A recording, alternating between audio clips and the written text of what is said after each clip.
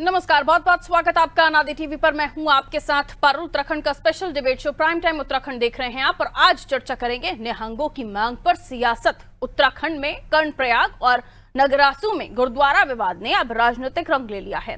चारधाम यात्रा और श्री हेमकुंड साहिब यात्रा के चरम पर होने के बीच निहंग सिख श्रद्धालुओं और स्थानीय लोगों के बीच पैदा हुआ विवाद प्रशासन के लिए बड़ी चुनौती बन गया है। सवाल यह है कि क्या यह सिर्फ कानून व्यवस्था का मामला है या फिर कुछ लोग प्रदेश की शांत फिजा को बिगाड़ने की कोशिश कर रहे हैं। आज इसी पर हम चर्चा करने की कोशिश करेंगे, लेकिन उससे पहले रिपोर्ट देखिए।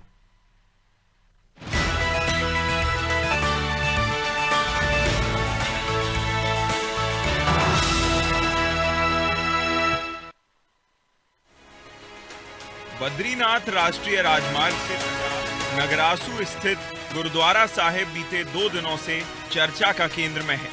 आरोप है कुछ निहंग सिख श्रद्धालुओं ने गुरुद्वारे की ऊपरी मंजिल पर डेरा डाल लिया था और पारंपरिक शस्त्रों का प्रदर्शन किया। स्थिति की जानकारी मिलते ही प्रशासन और पुलिस मौके पर पहुंची। घंटों की समझाइश के बाद गुरुद्वारे को खाली कराया गया। निहंग सिखों का कहना है कि विवाद और पुलिस कार्रवाई के बाद उन्हें ये कदम उठाना पड़ा। कर्णप्रयाग जाण खातर ऋषिकेश तो आए थे। साडा असीं गुरुद्वारा कर्णप्रयाग जाण खातर नगरासू रुके गुरुद्वारे किसी कारण साडा मतभेद हो गया था, साडे अंदर झगड़ा होने करके तो उत्थे पुलिस आ गई। ठीक है जी, उन्होंने सानू लग्या कि ये साडे कारण आई है जी, तो इस कारण करके असीं उपर मोर्चा कढ़ता जी, असीं बूंगा ला लिया अपना। ठीक है जी, हुण असीं सही सलामत थल्ले उतर आए हैं, असीं सही सलामत हाँ, गुरु घर च असीं अपने घर जा रहे हैं। पुलिस प्रशासन ने साडा वधिया सुरक्षा सहयोग किया जी। घटना ऐसे समय में हुई जब चारधाम यात्रा और श्री हेमकुंड साहिब यात्रा में लाखों श्रद्धालु उत्तराखंड पहुंच रहे हैं। कांग्रेस का आरोप है कि राज्य में कानून व्यवस्था कमजोर हुई है और ऐसी घटनाएं यात्रियों के बीच गलत संदेश भेज रही हैं। प्रदेश में कानून व्यवस्था ध्वस्त है, माफियाओं का राज है, चाहे भू माफिया हो, चाहे खनन माफिया हो, चाहे राज्य के अंदर महिलाओं के खिलाफ अपराध के मामले हो। पूरे प्रदेश के अंदर जो स्थितियां इस समय हैं, वर्तमान में अराजक वातावरण है। आप देख रहे हैं कि चारधाम यात्रा के दौरान किस प्रकार से टकराव हो रहे हैं, यात्रियों में, स्थानीय लोगों में टकराव हो रहे हैं। ये क्यों हो रहे हैं? क्योंकि पुलिस का नियंत्रण नहीं है, कानून का राज नहीं है। जिला प्रशासन का कहना है कि स्थिति पूरी तरह नियंत्रण में है और यात्रा सुचारू रूप से जारी है। अधिकारियों ने लोगों से अफवाहों पर ध्यान न देने की अपील की है। बताया जा रहा है कि कुछ निहंग सिख अपने उन साथियों की रिहाई की मांग कर रहे थे जिन्हें 16 जून को कर्णप्रयाग में हुई तलवारबाजी की घटना के मामले में गिरफ्तार किया गया था। इस बीच भारतीय जनता पार्टी ने विपक्ष के आरोपों को राजनीति से प्रेरित बताया है। देखिए, कांग्रेस अपना पूरी तरह से मानसिक संतुलन खो चुकी है। जब देवभूमि उत्तराखंड में किसी भी प्रकार की अराजकता का अगर कोई भी माहौल हो रहा होता तो इस समय उत्तराखंड की स्थिति इतनी शांत नहीं होती। कहीं भी किसी भी प्रकार से जो माहौल सामने आया उसको लेकर तत्काल कार्यवाही करी गई है। पुलिस वहां पर मुस्तैदी से लगातार कार्य कर रही है और डीएम, शासन, प्रशासन सब लगे हुए हैं। हमारी धामी सरकार ने पहले ही कड़े रुख अपनाते हुए कह दिया है कि किसी भी प्रकार की कोई भी हिंसा उत्तराखंड देवभूमि में नहीं होगी और इसको लेकर लगातार सरकार प्रयासरत है। नगरासू गुरुद्वारा विवाद भले ही फिलहाल शांत हो गया हो, लेकिन इसने कई सवाल खड़े कर दिए हैं। क्या कुछ लोगों की अराजकता उत्तराखंड की धार्मिक यात्राओं की छवि को नुकसान पहुंचा रही है? क्या कानून व्यवस्था पर उठे सवाल वाजिब हैं और या फिर इस मामले को राजनीतिक रंग दिया जा रहा है? सरकार का कहना है कि ये धार्मिक नहीं बल्कि कानून व्यवस्था का विषय है, जबकि विपक्ष इसे प्रशासनिक विफलता बता रहा है। ऐसे में सबसे बड़ा सवाल यही है कि देवभूमि की शांति और सौहार्द को बनाए रखने के लिए आगे क्या कदम उठाए जाएंगे। ब्यूरो रिपोर्ट, अनादि टीवी।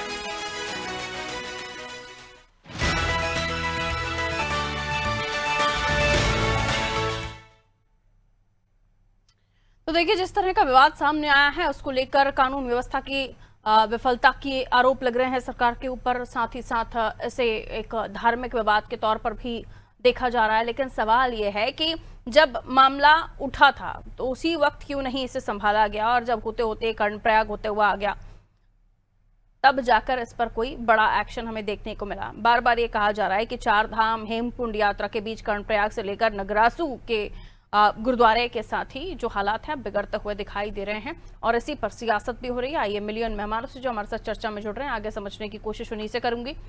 प्रभा बंदोनी जी भारतीय जनता पार्टी से हमारे साथ जुड़ रही हैं, बहुत स्वागत करती हूँ मैडम। आशीष सैनी जी कांग्रेस से हमारे साथ बने हुए हैं, आपका भी स्वागत सर। गजेंद्र रावत जी वरिष्ठ पत्रकार हैं, हमारे साथ जुड़े हुए हैं। गजेंद्र जी आपसे ही शुरुआत करती हूँ, ये मामला वाकई कानून व्यवस्था का है? आपको लगता है कि इसमें खुफिया तंत्र की विफलता है, प्रशासनिक अमले की विफलता है, और जिस तरह का विवाद इसको बनाने की कोशिश की जा रही है, क्या वाकई उत्तराखंड की शांति को भंग करने के लिए तैयार किया गया विवाद है? आप कैसे देखते हैं रावत जी? आपका जो आखिरी सवाल था कि क्या उत्तराखंड की फिजा को खराब करने के लिए सब किया जा रहा है, अगर ऐसा हो रहा है तो ये डबल इंजन के मुंह पे करारा तमाचा है। ये उन लोगों के लिए सोचने का विषय है जो कहते हैं कि डबल इंजन सरकार है। सवाल ये नहीं कि आज नगरासू में क्या हो रहा है, रुद्रप्रयाग में क्या हो रहा है। आज की तारीख में पूरे उत्तराखंड में सुबह से अगर आप 4 कार्यक्रम उठा के देखेंगे तो देहरादून में बहुत बड़ा प्रोग्राम कांग्रेस वाले कह रहे हैं जमीन की लूट हो गई है। सेम प्रोग्राम चल रहा है आपकी दिल्ली में कि जो उत्तराखंड की जो बेशकीमती जमीन है, जो हमारी जो वहां के मूल निवासियों की जमीन है, उसको औने पौने दाम पे बेचने की तैयारी हो रही है। तीसरा मामला चल रहा है कि जो नगरासू में फिर आपने धारा 144 जो 163 हो गई है वो लगा दी है। और असल बात यह है कि आज टिहरी के प्रतापनगर में भीम आर्मी जा रही है। तो ये जो सारा कुछ इस प्रदेश में चल रहा है, ऐसा लग रहा है कि लोगों को कानून के ऊपर भरोसा बचा नहीं है। आज की तारीख में इस प्रदेश में विकास नगर से लेकर प्रतापनगर तक और नगरासू से लेकर देहरादून तक ये सब व्यवस्थाएं अगर टूटी हुई दिखाई दे रही हैं, और जो आपने बहुत शुरू में जिक्र किया कि 4 धाम यात्रा चल रही है, और 4 धाम यात्रा सिर्फ यात्रा नहीं है, वो यहाँ की रोजी रोटी से जुड़ा हुआ विषय है।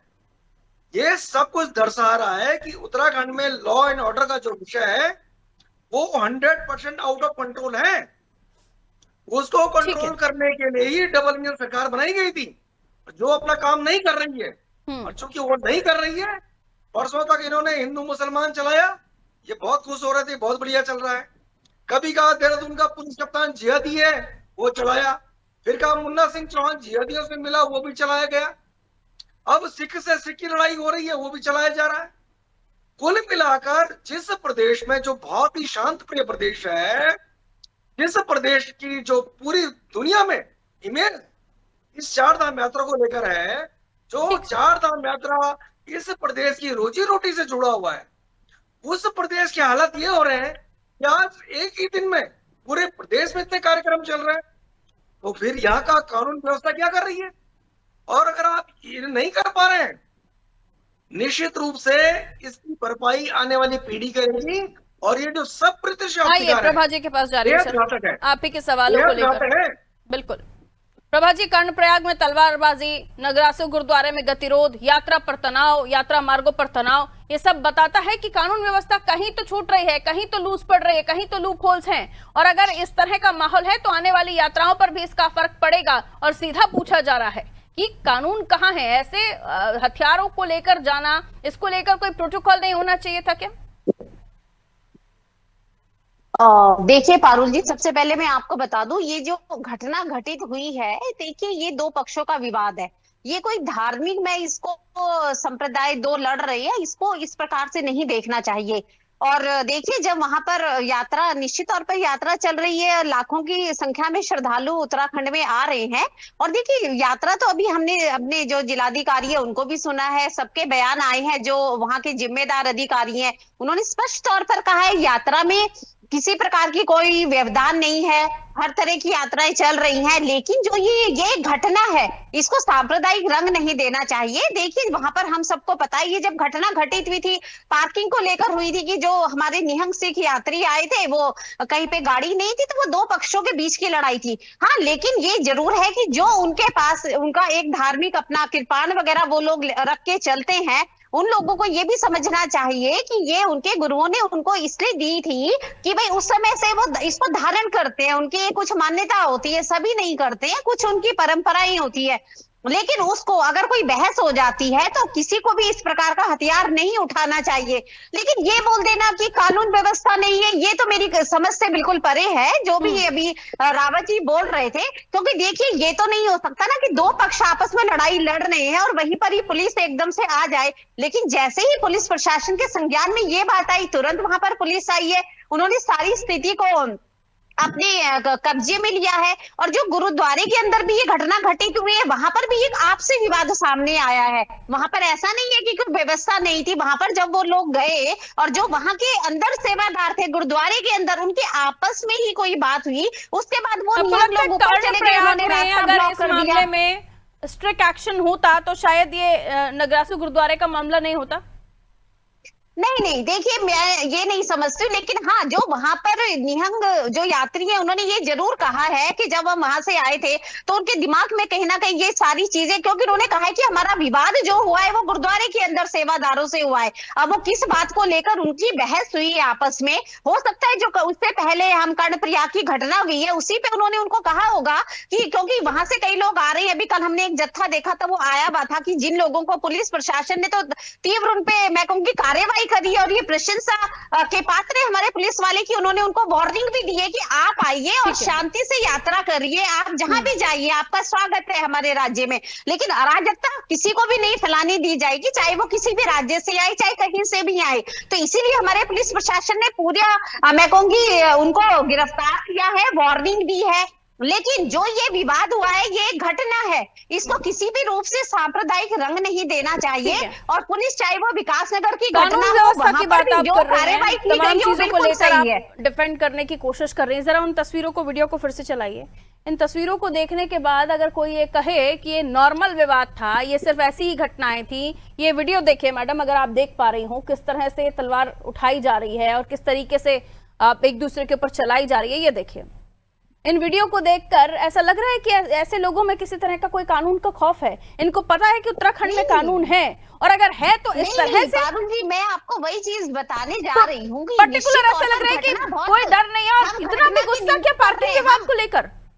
कोई मौजूद नहीं था, कोई वहां पर प्रशासनिक, यहीं से शुरू हुआ था। घटना निंदनीय है। और इस प्रकार से अगर हम यही कह रहे हैं कि अगर विवाद हो भी रहा है तो किसी को भी हथियार वो आपके गुरु ने आपको दिए, वो आपके धर्म के हैं, उनको रख के आप बातचीत करिए, नहीं तो पुलिस के पास जाइए, कानून से बातचीत। लेकिन उन्होंने हथियार अगर वहां पे अपना जो भी था उसका यूज किया ना मैडम, ये जो कुछ लोग जो इस घटना में थे इन्होंने ऐसा क्यों नहीं किया?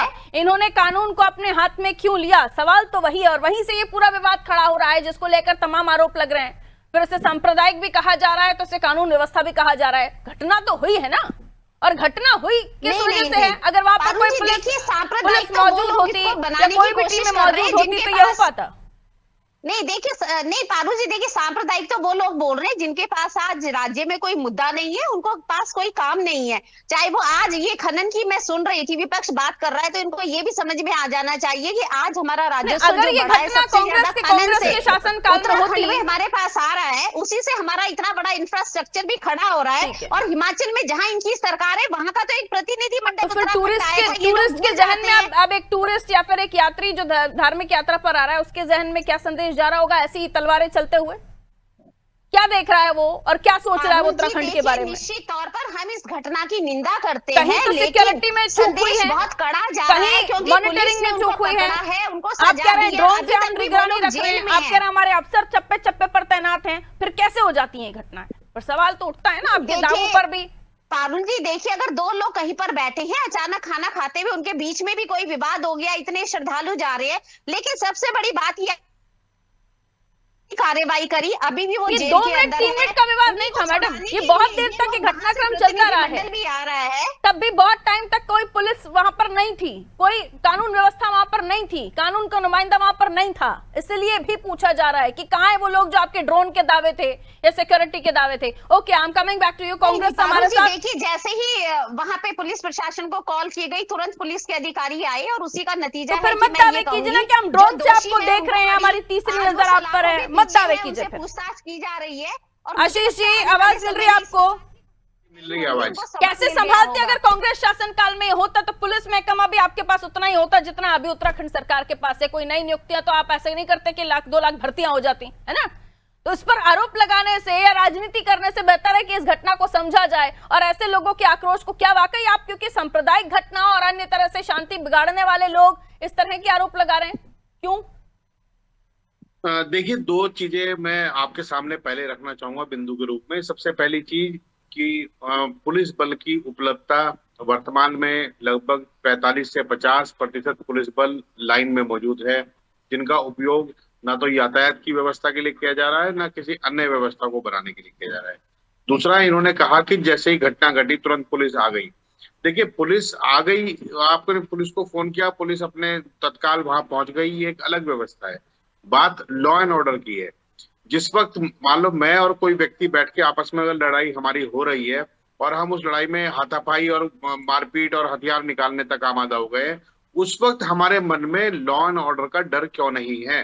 पुलिस का इकबाल इतना बुलंद क्यों नहीं है कि आम नागरिक के मन में अपराध या घटना करने से पूर्व उसका डर आए? वास्तव में लॉ एंड ऑर्डर की कमी की जो सरकार है, इसी कमी क्यों बता रहा हूं मैं। हम क्यों आरोप लगा रहे हैं? हमारी कोई सरकार से कोई दुश्मनी थोड़ी ना है प्रभा बदूनी जी। जिस वक्त सरकार जब मीटिंग करती है बड़ी बड़ी की यात्रा मार्ग पर हम ये व्यवस्था करेंगे, ये सुरक्षा व्यवस्था करेंगे, ऐसा कर देंगे, उस वक्त जब बड़ी बड़ी मीटिंगें होती हैं तो बड़ी बड़ी घोषणाएं होती हैं। उस वक्त जनता एक अपेक्षा करती है कि सरकार एक लॉ एंड ऑर्डर को मेंटेन करते हुए, एक व्यवस्था को बनाते हुए और यात्रियों के मन में भी एक व्यवस्था बनाने का काम करेगी। सबसे पहले तो इन्होंने यात्रियों के रजिस्ट्रेशन का काम किया। वो रजिस्ट्रेशन एक टेबल पे करते हैं और अगले टेबल पर उसे कूड़े के ढेर में फेंक देते हैं। उसके बाद उसका क्या उपयोग है, क्या नहीं है, वो सब चीज क्लियर नहीं होती।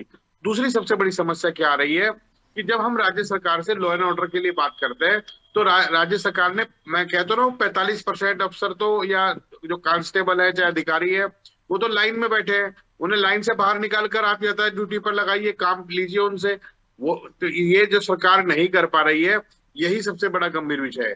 दूसरी बात, व्यवस्था को खराब करने का काम कौन करता है? व्यवस्था में पुलिस को बाईपास करने का काम कौन कर रहा है? वो लोग कर रहे हैं जो वीआईपी दर्शन कराने के लिए बड़े बड़े नाम और उनकी पर्चियां भेजने का काम करते हैं। इससे पुलिस बल के अंदर जिस तरह का एक, मैं कह सकता हूँ कि कुंठा पैदा हो रही है कि हम यहाँ तगड़ी ड्यूटी दें। तो आपने तो भरोसा शुरू से ही नहीं तो किया। हम लोग, ये तो आप घटना हुई है। कांग्रेस को हमेशा से ही नुक्स दिखा है सरकार की व्यवस्थाओं को लेकर। आज से कर रहे हैं क्या आप लोग बातें? जिस दिन से यात्रा शुरू हुई है, जिस दिन से व्यवस्थाओं की बात हो रही है, उस दिन से आप लोग कमियां निकाल रहे हैं। नहीं, मैं कमियां नहीं निकाल रहा हूं, मैं तो इनको बता रहा हूं, याद दिला रहा हूं कि इनकी जिम्मेदारी क्या है, इनका राजधर्म क्या है। ये जो बड़ी बड़ी सचिवालय में बैठकर मीटिंग करते हैं आपके ऊपर लग रहा है कि डर उन्माद फैलाने की आप कोशिश कर रहे हैं, क्या ये राज्य के हित में है? नहीं, अगर हम कोशिश कर रहे हैं और डर उन्माद फैल रहा है तो इसका मतलब भाजपा की सरकार तो विफल हो चुकी है। ये बताए ना कहाँ डर और उन्माद फैल रहा है। लॉ एंड ऑर्डर फेल इनका है, हवा इनकी टाइट हो रही है, गाड़ी इनके चारों टायर पंचर हो चुके हैं और ये दोष केवल विपक्ष पे लगाएंगे। गाड़ी में आप अगर आप सरकार नहीं चला सकते तो आप इस्तीफा दे दीजिए। कोशिश कर रहे हैं। राज्य की जो पुलिस है, मैं आपको बिल्कुल साफ बता दूं, राज्य की पुलिस व्यवस्था बनाने में सक्षम है। तो क्या करें? राज्य की पुलिस, राज्य का मुखिया क्या करे? पुलिस को समय पे काम करने दीजिए। पुलिस पर्याप्त व्यवस्था कर लेगी। यात्राओं को तो ये शुरू से ही मैं ये कहूंगी, राजनीतिक इंटरफेयर नहीं होना चाहिए। राज्य को किस प्रकार से बदनाम किया बहुत जाए। देर मैंने आपसे सारे सवाल लिए हैं, उनको बोलने दीजिए। और जो यही तो ट्रेनिंग दी गई है प्रभा जी का बोलने की। प्रभा जी प्लीज, हम बारी बारी से बात करेंगे, बहुत अच्छा लगेगा। 1 सेकंड रुक जाइए प्लीज, बारी बारी से बात कीजिए ना। या मुझे नहीं समझ में आता है कि आप लोग बोल क्या रहे हैं। जब मेरे दर्शक नहीं सुन पाएंगे कि आप लोग क्या बात करना चाह रहे हैं, तो फिर क्या आपका बात करने का मतलब रह गया है? बंद कीजिए, डिस्कनेक्ट कर लीजिए। Prabha ji, are you hearing me madam? Please calm down. मुझे ये बताइए, तमाम आरोप जो लगा रहे हैं, कांग्रेस शासन काल में हो जाते तो हर दुकान पर पुलिस बिठा देते आप। देखिए पारुल जी, मैं मैडम प्लीज, मेरा आशीष जी से सवाल है, प्लीज रुकिए। मैडम रुकिए, आशीष जी जवाब दीजिए। जो आरोप आप लगा रहे हैं उसके पीछे का सॉल्यूशन क्या है? हर दुकान पे, जहां खाने की दुकान है, जहां स्टॉल से, हर जगह पुलिस बिठा देंगे या हर किसी को फांसी के फंदे पर चढ़ाएंगे? अभी जो तलवारें लेकर चल रहे हैं उनको क्या सजा होनी चाहिए? और क्या एक इंसान अगर हरकत कर रहा है तो उसके पीछे तमाम समुदाय के लोगों को आप दोषी ठहराएंगे? नहीं, ये सवाल मुझसे आपका? हाँ आशीष जी कहिए। जी, अगर आप मुझे केवल 20 सेकंड दे देंगी तो मैं इसका जवाब देने में सक्षम हूँ। मैंने आपसे कहा कि पहले तो पुलिस के अधिकार और पुलिस का इकबाल बुलंद होना चाहिए। भारतीय जनता पार्टी के वर्तमान शासन में जिस प्रकार से पुलिस को हर जगह बेइज्जत करने का काम बीजेपी के शासन में बैठे हुए लोग कर रहे हैं, वीआईपी दर्शन के नाम पर जिस तरह से व्यवस्था को बार बार भंग किया जा रहा है, उससे पुलिस के काम करने की क्षमता पर असर पड़ा है। दूसरा, आपने पुलिस कर्मियों की संख्या पर बात की।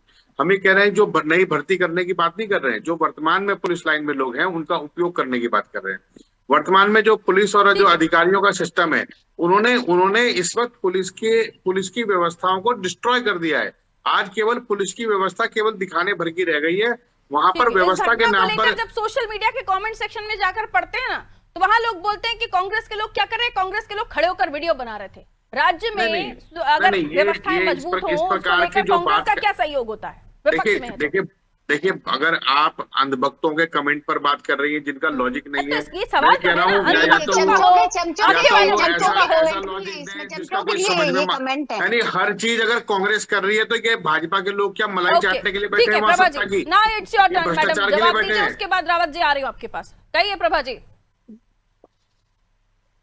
पारुल जी, मैं ये आपको यही बताने की कोशिश कर रही हूँ कि देखिए, जो पुलिस प्रशासन है, हमें निश्चित तौर पर सबको उनका साथ देना चाहिए। ये घटना है, हम इसको ये कह रहे हैं कि आप जिस प्रकार से कह रहे हैं कि राज्य की कानून व्यवस्था खराब हो गई, राज्य में ये हो गया, ऐसा नहीं है। आप हर घटना को एक दूसरे से जोड़ रहे हैं। ये घटना, अब ये देखिए, जो विकास नगर में घटना घटित हुई, कांग्रेस से ये सामने प्रवक्ता बैठे, इनसे पूछ लीजिए इन्होंने क्या उस पर अपनी टिप्पणी की है, या इनके जो नेताओं ने एक शब्द भी बोला उस घटना पर? ये क्या किया है आप अपना बता दीजिए। घटना कहाँ हो रही है? आपके मुख्यमंत्री है, आपके मंत्री है, आपके संतरी है, आपके प्रवक्ता है, आप भी कुछ कर रहे हैं या हाथ पे हाथ रख के बैठे हैं? उसमें भी ये देखते हैं, इतने जो सवाल पूछ रहे हैं आपसे के तहत ये बयानबाजी करते हैं। इन्होंने विकास नहीं, तो नगर आप की क्या कर घटना रहे पे हैं? इनके बड़े नहीं, नेताओं के आप देख क्या कर रहे लीजिए, हैं किसी का कोई विपक्ष बयान राजनीति अभी कर तक रही नहीं है। आया कांग्रेस अगर कोई सवाल उठाएगी तो बयानबाजी हो गई है। ऐसा आप जो पूछिए। ओके, वापस आइए। चोरी करते हैं, ठीक है, आपने ये तक नहीं तू मामा की डिबेट से बचिए सर। मैडम, लिंचिंग हुई है, वहाँ पर इतने सारे लोग चले गए एक निहत्थे को मारने, रावत तो सर आप प्लीज लोगों ने उसकी निंदा क्यों बोलना नहीं शुरू करी? कीजिए। ओके मैडम, रुक जाइए। रावत सर बोलना, ये तू मामा की डिबेट प्लीज मत कीजिए। आपकी आवाज बहुत अच्छे से मेरे दर्शकों तक जाए। आप इतनी महत्वपूर्ण बातें रख रहे हैं अपनी पार्टी की, तो वो पता तो चले लोगों को, सुनने में तो आए क्या बोल रहे हैं। समझ ही नहीं पाते हैं, मैं नहीं समझ पा रही, मेरे भी और क्या समझेंगे। आप लोगों के एनर्जी भी तो लग रही है ना। रावत सर, सीधा सवाल ये है कि ये मामला कहां तक जाएगा? इस मामले में तो आप सीधे तौर पर या तो इसको कानून व्यवस्था से जोड़ा जा रहा है, सांप्रदायिक रंग से जोड़ा जा रहा है, और इसको अगर इसी तरह लेकर जाएंगे तो आने वाले समय में राजनीतिक नुकसान भोगना पड़ सकता है पार्टी को, सत्ता पक्ष को। सर देखिए, किसी सत्ता पक्ष को नुकसान हो गया, किसी को हो, एक अलग विषय है। हाँ, लेकिन जो अपराध करने वाला है उसके दिमाग में कानून का डर होना चाहिए। वो टीटी वाले केतन की जिसने हत्या करी उनके दिमाग में होना चाहिए, जिन लोगों ने विकास नगर में हत्या की उनके दिमाग में होना चाहिए, और जो ये घटनाक्रम में हो रहा है सिख वाला, इनके दिमाग में होना चाहिए। धार्मिक यात्रा के नाम पर हम कुछ भी करेंगे ये और हमें कुछ नहीं होगा, ऐसा भी कोई माहौल है क्या वहाँ जो यात्री हैं अलग अलग यात्राओं में आते हैं? वो उन लोगों की जिम्मेदारी है जिन लोगों को ऋषिकेश में जिम्मेदारी देती। जब कोई गाड़ी यहाँ से जाएगी, आप उस गाड़ी को चेक कीजिए, किसके पास हथियार है, किसके पास बंदूक है, नहीं, ये तो धार्मिक प्रतीक है इनके, क्या ये अलाउड होने चाहिए अगर ऐसी घटना हो गई? अब तो अगर किसी के पास धार्मिक प्रतीक है तो किसी नागरिक की हत्या करने के लिए, किसी को डराने के लिए नहीं है। धार्मिक अब इस घटना के बाद क्या लगता है आपको, इस पर भी कोई नॉर्म्स होने चाहिए, नियम होने चाहिए? ये इस प्रदेश की डबल इंजन सरकार को तय करना है। हाँ। इस प्रदेश में, क्योंकि ये 4 धाम यात्रा हमारी आर्थिकी का स्रोत है, इसके ऊपर बहुत बड़ा डिस्टर्बेंस खड़ा हो गया है। पूरे देश में इमेज खराब हो गई है कि देवभूमि उत्तराखंड में कभी हिंदू मुसलमान तस्वीरों को लेकर आप कितना भी समझाते रहिए, एक डर का माहौल तो लोगों को रहेगा, और उस पर स्पष्ट रूप से सरकार की तरफ से जिम्मेदारी सरकार की है। कुछ ऐसे नॉर्म्स जारी होने चाहिए, इन लोगों को कुछ ऐसे पनिशमेंट मिलने चाहिए ताकि आने वाले समय पर लोगों को पता चले, और ऐसे लोग जो इस तरह की सोच भी रखते हों कि वो ऐसे घटनाक्रम करेंगे या इस तरह के जो मामला अभी तलवारबाजी का सामने आया है वो ऐसा कुछ करेंगे, तो उनको डर लगना चाहिए। कानून का, प्रशासन का इकबाल इस तरह से बुलंद होना चाहिए कि करने वाला भी सोचे कि उत्तराखंड में क्या सजा मिलती है, तब सुरक्षा होगी। मैडम, बहुत शुक्रिया आप सभी का हमारे साथ जुड़ने के लिए। कर्णप्रयाग में तलवारबाजी, नगरासू गुरुद्वारे में विवाद और उसके बाद यात्रा स्थल पर अशांति। क्या वाकई उत्तराखंड में अशांति फैलाने के लिए, क्योंकि देवभूमि उत्तराखंड शांत प्रदेश है, क्या वाकई अशांत करने के लिए से ये सब चीजें की गई? क्या वाकई सांप्रदायिक घटना है या कुछ लोगों का आपसी विवाद? कानून का खौफ है तो इनके मन में लॉ एंड ऑर्डर का डर क्यों नहीं दिखा?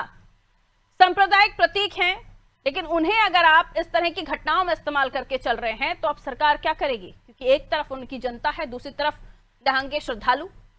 अब आगे देखना होगा, क्योंकि कार्रवाई तो की जा रही है, लेकिन कार्रवाई के साथ साथ ये संदेश भी देना पड़ेगा कि उत्तराखंड में कोई भी अगर इस तरह की हरकत करता है, इस तरह की घटना को अंजाम देता है तो बख्शा नहीं जाएगा।